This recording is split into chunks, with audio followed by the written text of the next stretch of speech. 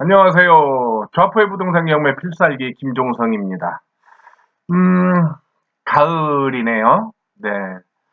오늘은 확정일자에 대해서 알아볼까 합니다.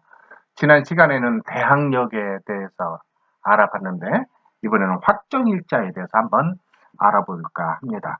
한번 같이 공부한다는 생각을 가지고 한번 보시기 바랍니다. 확정일자를 왜 받을까? 그것은 첫 번째로는 이제 혹시 전세로 살고 있는 집이 경매 또는 공매로 넘어갈 때 내 보증금을 못 받으면 어떻게 하지? 그런 생각이 있을 수 있습니다. 임차인으로 사는 것 중에 가장 큰 걱정이 몇 가지 있는데 그 중에 하나는 다음 임대차 기간이 끝날 때 전세금을 얼마나 올려달라고 할 건가? 그 전세금 인상 문제. 두 번째로는 혹시 이 집이 경매로 넘어갈 때 내 보증금을 못 받으면 어떻게 될까? 이제 그런 걱정이 있죠. 그 다음에 또 하나는 뭐예요? 임차 기간이 끝나고 이사 갈 때 혹시 집주인이 내 보증금을 돌려주지 않으면 어떻게 할까? 그런 불안한 감이 있죠. 이 세 번째, 내가 이사 갈 때 보증금을 돌려받지 못한다든지, 두 번째, 경매로 넘어간다든지, 세 번째, 보증금 인상, 이런 것은 우리 모든 임차인들의 걱정 아닌 걱정일 수 있죠. 이것 중에 하나는 이제는 전세금 보장보험이라는 게 있습니다. 그래서 전세금 보장보험을 가입해 놓으면 조금 더 유리할 수 있는데, 최근에 913 대책에서 전세금 보장보험 기존에 그 집이 있으면서 아이 학교 문제라든지 직장 때문에 전세로 사는 경우도 있잖아요. 이렇게 집이 한 채일 때는 조금 더 이렇게 보장보험을 전세금 보장보험을 음, 가입이 좀 어렵게 됐습니다. 음, 부부 합산 1억 이상이면 가입 자체가 좀 안 되고요. 그래서 좀 애로사항이 있습니다. 아무튼 확정일자는 이렇게 이런 것들로부터 어느 정도 보호를 받기 위해서 확정일자를 받는 겁니다. 세입자가 가져야 할 권리는 몇 가지 중에 있는데 첫 번째로는 대항력을 갖추어야 되고요. 두 번째는 우선 변제권을 획득해야 되겠죠. 대항력이라고 하는 것은 전입과 점유를 통해서 대항력이란 권리를 획득할 수 있고요. 이것은 지난 시간에 대항력이란 무엇인가에 대해서 설명을 한번 드렸고, 이번에는 우선 변제권을 또 가질 수 있는데, 우선 변제권은 확정일자를 통해서 우선 변제권을 가질 수 있습니다. 임차인이 자신의 보증금을 지키기 위해서는 어떻게 해야 될까요? 첫 번째로는 대항력을 갖춰야 되기 때문에 전입신고를 해야 됩니다. 전입신고를 하는 방법은 대항력이라는 그 대항력에 대해서 제가 방송을 했을 때 한번 말씀을 드렸는데 다시 한번 말씀드리면 주민자치센터, 그 다음에 공증할 수 있는 법률사무소, 그 다음에 등기소, 그 다음에 인터넷으로 전입신고를 할 수 있고요.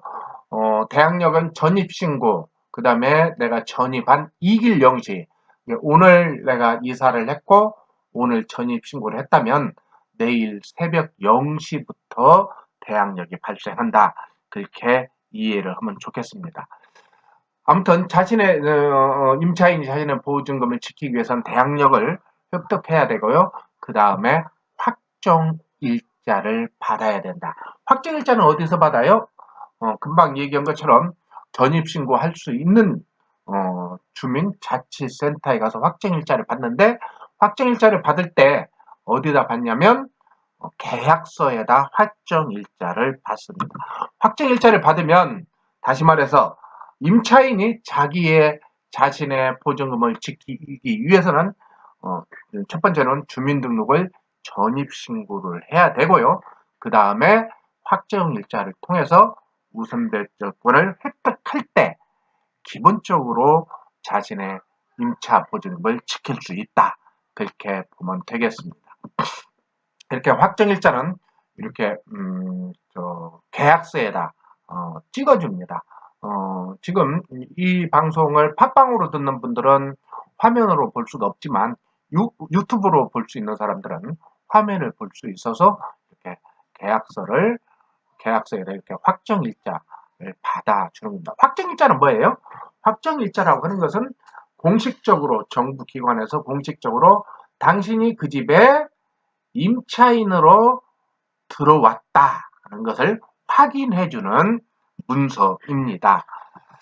자, 확정일자를 어디서 받나요? 그럼 조금 전에 말씀하셨지만 첫 번째로는 주민자치센터, 읍면동사무소에서 확정일자를 받을 수 있죠. 옛날에는 계약하면서 바로 동사무소에 가서 확정일자를 받을 수 있었는데요.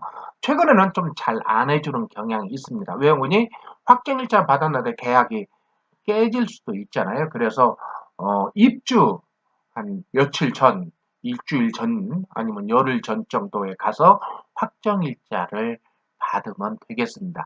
일반적으로는 전입신고하면서 확정일자를 받아도 관계는 없다. 그렇게 보면 되겠습니다.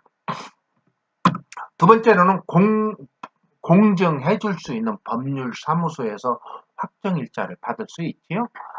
이 부분에 대해서는 조금은 팁이 있을 수가 있습니다. 일반적으로 확정일자 대장이 이건 행정자치부 관할이잖아요. 읍면동사무소. 그래서 확정일자가 첨부된 계약서가 그대로 국세청과 호환이 됩니다. 그래서 국세청에서는 확정일자를 받은 걸 통해서 임대인이 그 집을 얼마에 임차했는가를 확인할 수가 있어요. 그런데 공중법률사무소에서 확정일자를 받는다면 이것은 국세청과 호환이 되지 않아서 아마 임대인 입장에서는 자기 임대 수익에 대해서 본인이 신고하지 않으면 또 임차인이 신고하지 않으면 행정에서 좀 파악하기 어려울 수 있다. 그렇게 보면 되겠습니다. 또 이게 하나 더 있죠. 전세권 설정할 때도 결국은 확정일자를 안 받을 수 있어서 이것도 파악이 어려울 수 있는데 최근에 정부에서는 이런 시스템을 마련해서 전세권 설정 자체도 파악을 하겠다. 이렇게 이야기를 하더라고요.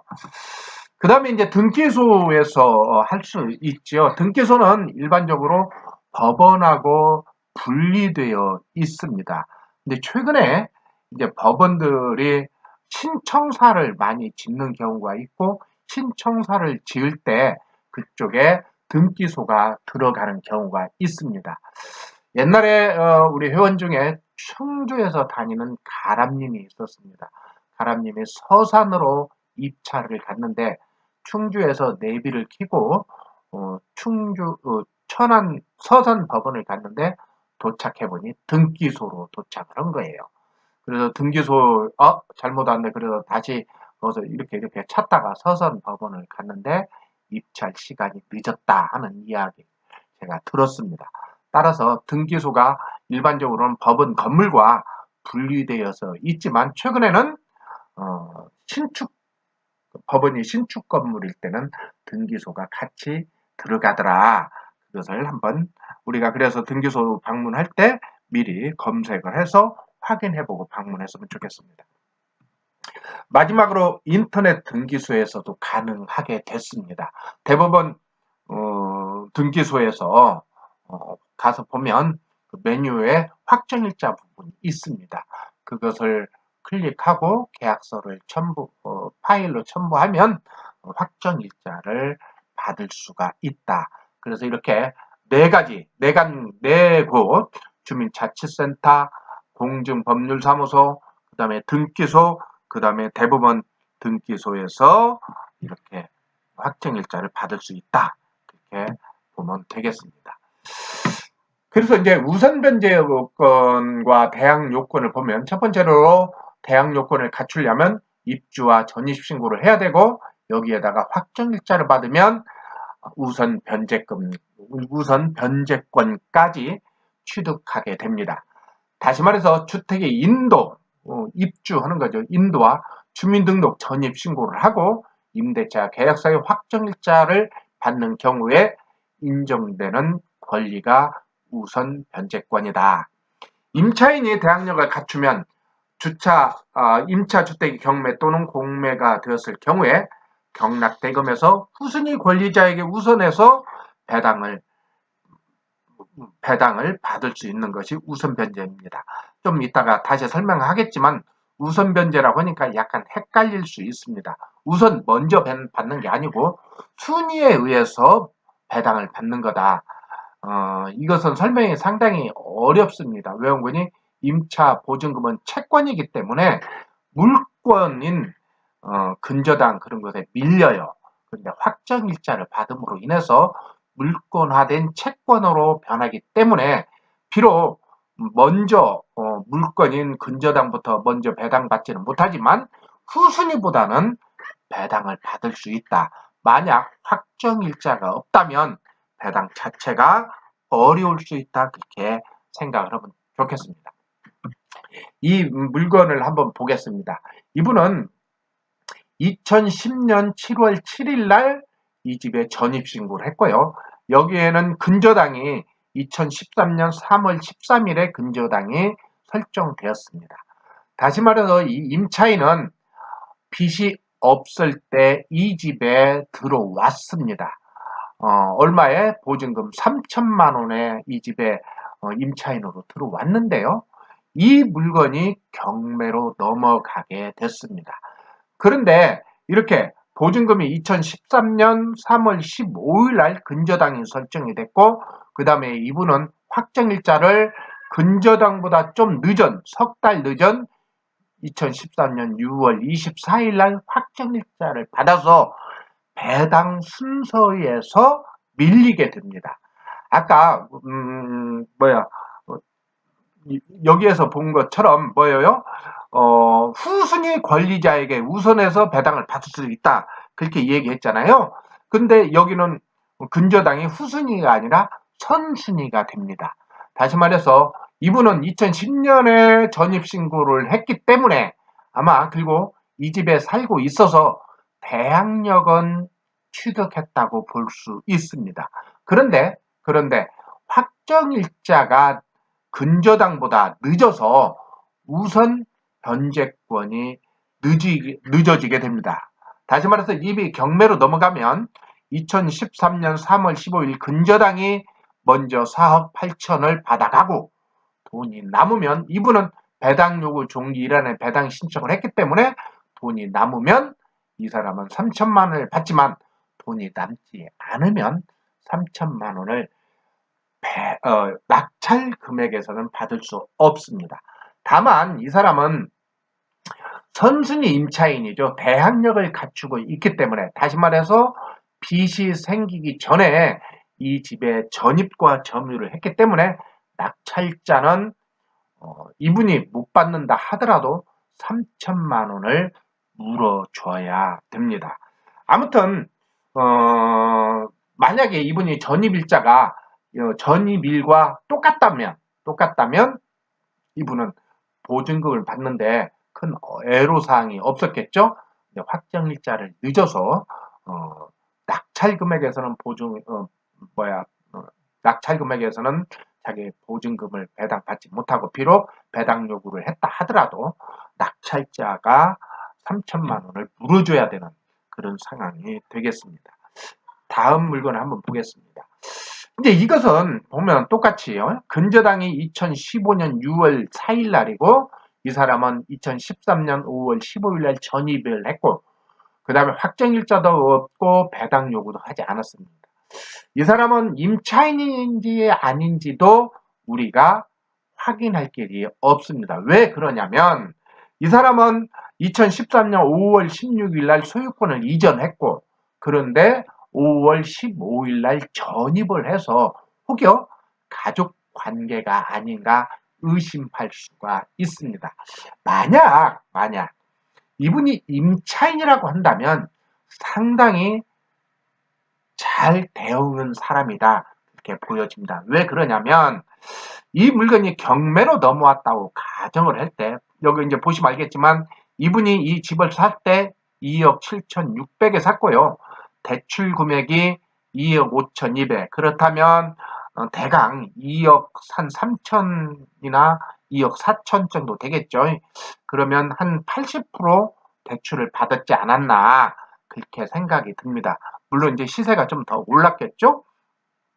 그런데 이 집이 이제 경매로 넘어가서 우리가 임장을 가서 이분이 임차인인지 아닌지를 밝혀야 입찰을 할 수가 있습니다. 왜 그러냐면 말소 기준 권리인 2015년 6월 4일보다 빚이 없을 때 이분은 들어왔기 때문에 그렇습니다. 만약에 이 사람은 임차인이라면 진짜 임차인이라 한다면 낙찰 받고 낙찰자가 이 사람의 보증금을 물어주어야 되기 때문에 그렇습니다. 그런데 내가 임차인이라면 다시 말해서 이 집에 빚이 없을 때 내가 전세로 들어왔다고 가정을 할 때 그랬는데 차후에 경매가 넘어갔다고 한다면 똑같이 다른 사람들이 이 집을 쉽게 낙찰을 받을 수가 없습니다. 왜 그런 거니? 나는 확정일자도 없고요. 배당 요구도 하지 않았기 때문에 사람들이 우리 집을 방문해서 내가 임차인이냐고 조사를 할 거고 보증금이 얼마냐고 물어보지만 저는 말을 안 할 권리가 있거든요.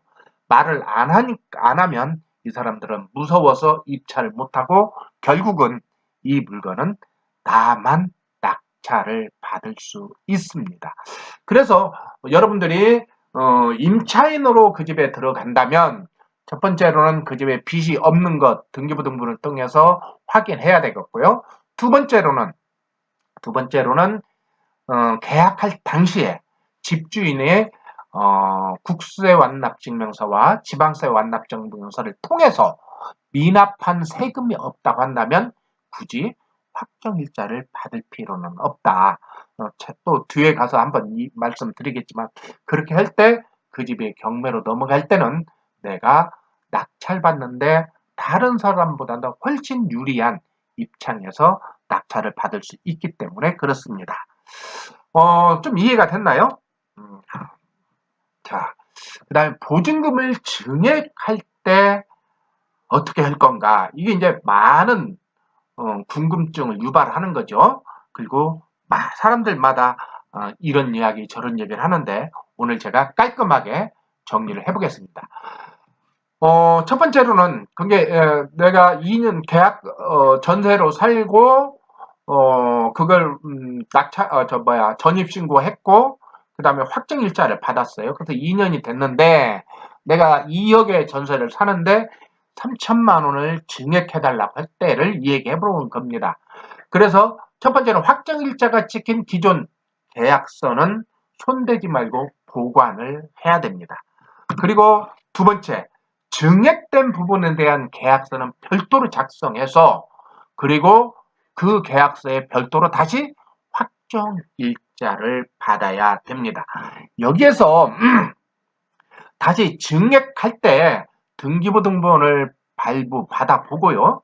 그래서 빚이 하나도 없다든지 또는 아까 얘기한 것처럼 집주인의 국세 완납이나 지방세 미납이 없다고 한다면 계약서를 새로 써도 됩니다. 그런데 이 첫 번째 계약하고 난 다음에 두 번째 증액할 때 소액이라도 담보가 들어왔다든지 다시 말해서 근저당이 설정되었다든지 가압류가 들어왔다면 증액한 부분만 별도로 계약서를 쓰고 확정일자를 받아야 됩니다. 그러면 이제 이 물건이 경매로 넘어갈 때는 순서가 첫 번째로는 내가 첫 번째 쓴 계약서, 그 다음에 두 번째 혹시 근저당이나 가압류, 세 번째가 내가 증액한 보증금이 배당 순서가 되기 때문에 그렇습니다. 그 다음에 집주인이 바뀌었을 때는 어떻게 할까요? 이것도 참 머리 아프죠. 그런데 한번 이것도 여러 가지 이야기가 있습니다. 계약서를 새로 쓴다든지 또 부동산에서도 그렇게 이야기하는 경향이 있어요. 계약서를 새로 써야 된다고. 근데 이제 계약서를 쓰게 됐을 때 또 그 보증금 아니 뭐 부동산 중개 수수료를 줄 수도 있어서 이 부분도 한번 고민해 볼 필요가 있습니다. 첫 번째로는 별도로 계약서를 쓸 필요가 없다. 왜 그러는 거니? 내가 이 집을 살 때는 그 지금 현재 계약을 인수원 조건에서 샀기 때문에 별도로 계약서를 쓸 필요가 없다. 그렇게 보면 되겠습니다. 그 다음에 두 번째로는 차후에 이제 2년이 됐잖아요. 2년이 됐는데 그때 증액을 한다면 이때도 위에서 말한 것처럼 증액된 부분만 계약서를 써서 확정일자를 받으면 좋겠습니다. 여기까지 설명했는데 좀 이해가 됐나요? 자, 다시 한번 설명했습니다. 그러다 보니까 사람들이 확정일자와 전세권이 무슨 차이가 있느냐 그렇게 얘기 많이 합니다. 이 부분은 나중에 전세권 설정에 대해서 별도로 한번 강의를 하도록 하겠고요. 간단히 설명하자면 확정일자는 무엇이냐면 주택 전월세 계약을 체결한 날짜를 소재지 주민센터에서 확인받는 것을 말하는 거다. 즉 확정일자를 받으면 전세금을 돌려받을 권리가 생긴다. 간단하게 설명하면 그렇습니다. 그 다음에 전세권 설정이란 무엇인가? 전세 계약을 맺은 후 주인의 동의를 얻어 전세 보증금과 주거 권리를 법적으로 확인받기 위해 등기부 등본에 계약사항을 기재하는 것을 말한다. 그래서 전세권은 물건이고요. 확정일자를 받는 전세금은 채권으로 분류가 합니다. 자, 이렇게 이제 확정일자는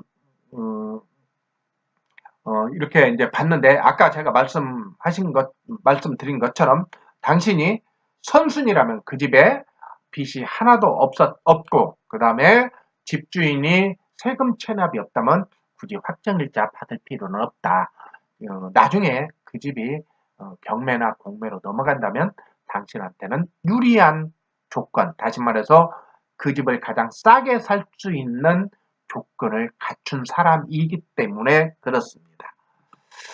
자, 여기까지 해서 확정일자에 대해서 설명을 드렸습니다. 지난번 시간에는 대항력에 대해서 설명을 드렸고요. 오늘은 확정일자에 대해서 설명을 드렸는데 다음에도 또 주제를 가지고 한번 말씀을 드려볼까 합니다. 좌표의 부동산 경매 더리치 카페에서는요. 이런저런 계획들을 많이 가지고 있는데요. 2018년 10월 20일 날 토요일입니다. 오후에 제가 초보자들을 위한 공개 강의를 합니다. 혹시 이 방송을 듣고 궁금하다면 부동산 경매 더리치 네이버 카페에 부동산 경매 더리치 카페에 오셔서 한번 검색을 해보시면 알 수 있습니다. 이때 주제는 초보자들의 부동산 투자를 어떻게 할 것인가. 그 다음에 두 번째로는 9.13 대책 이후 투자 방향을 어떻게 잡을 것인가. 그런 부분에 대해서 강의를 할 예정입니다. 그러면 오늘은 여기까지 하겠습니다. 안녕히 계세요.